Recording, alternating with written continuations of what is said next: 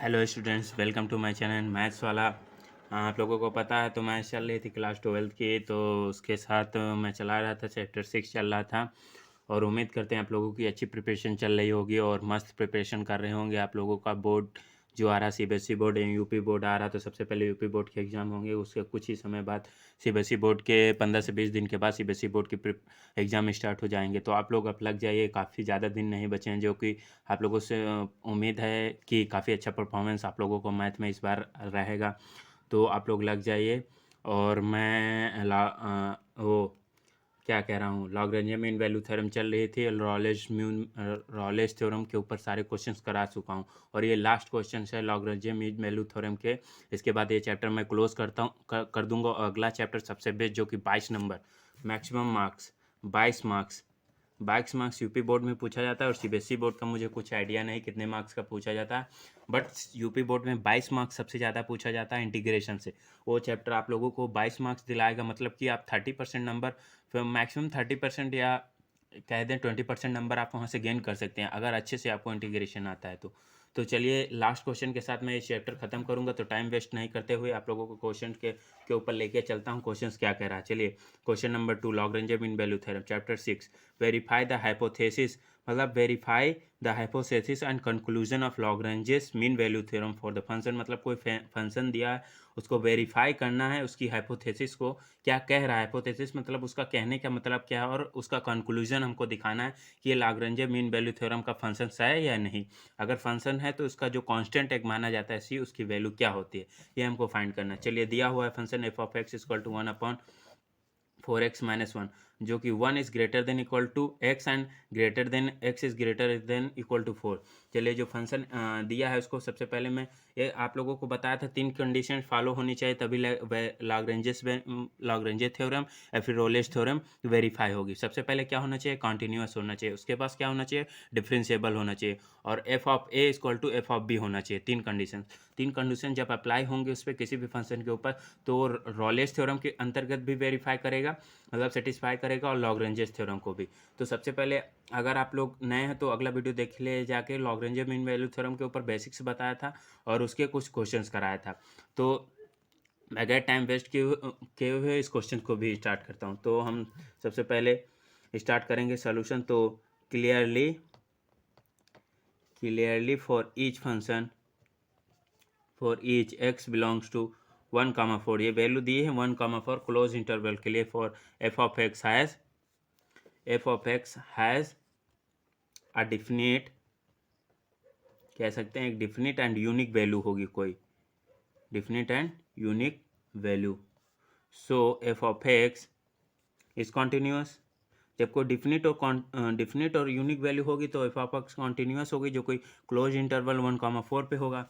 अब इसका जब ये कॉन्टिन्यूअस है तो इसका डिफ्रेंसिएशन करेंगे with respect to the X, तो F dash X equal to ये 4x - 1 है, इसको ऊपर ले जाएंगे तो पावर 4x - 1, तो माइनस का आगे हो जाएगा 1 और 4x का तो -4 हो जाएगा, 4x का 4 हो जाएगा, और 4x - 1 का x-1 होता है, तो x की पावर n का क्या होता है, n x की पावर n-1, तो -1 का पावर मतलब -1 कितना हो जाएगा, -2, तो -2 को नीचे लाएंगे तो प्लस में 2 हो जाएगी, विच इज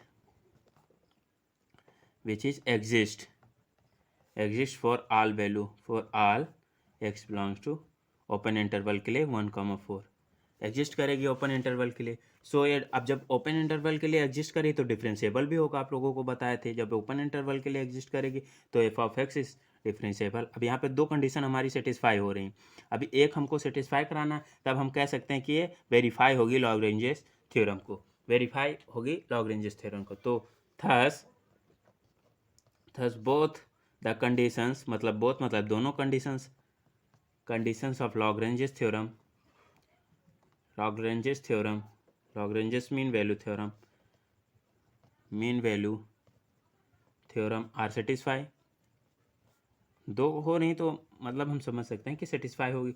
सो कोई एक तीसरा कांस्टेंट आएगा, सो देयर ये लिख रहा हूँ, लिखना ज़रूरी है, नहीं तो मैं भी चाहूँ तो डायरेक्ट कर देता हूँ। तो मतलब अगले अगले वाले को समझ में कैसे आएगा हम क्या लिख रहे हैं और क्या समझाना चाह रहे हैं। तो इसे लिखते हैं इसलिए कि ताकि आप समझा सकें। सो देयर मस्ट एग्जिस्ट, क्या मैं अगला स्टेप करूँगा, exist some C belongs to open interval 1, such that आपको एक नया कांस्टेंट आएगा। अब डिफ्रेंशिएट करेंगे, जो एफ डैश सी है, कोई नया कांस्टेंट ले लिया, F dash C equal to F of 4 minus F of 1 upon 4 minus 1।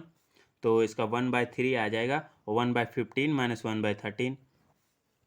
इसका जब एफ ऑफ 4 यहाँ पर 4 वैल्यू रखेंगे, तो यहाँ पर 4 रखेंगे तो 4×4 = 16 माइनस 1 माइनस इसका कितना है 1/15 आ जाएगा, 1/15। और जब इसको 1 रखेंगे तो 1 रखेंगे तब देख लीजिए 4 × 1 - 1।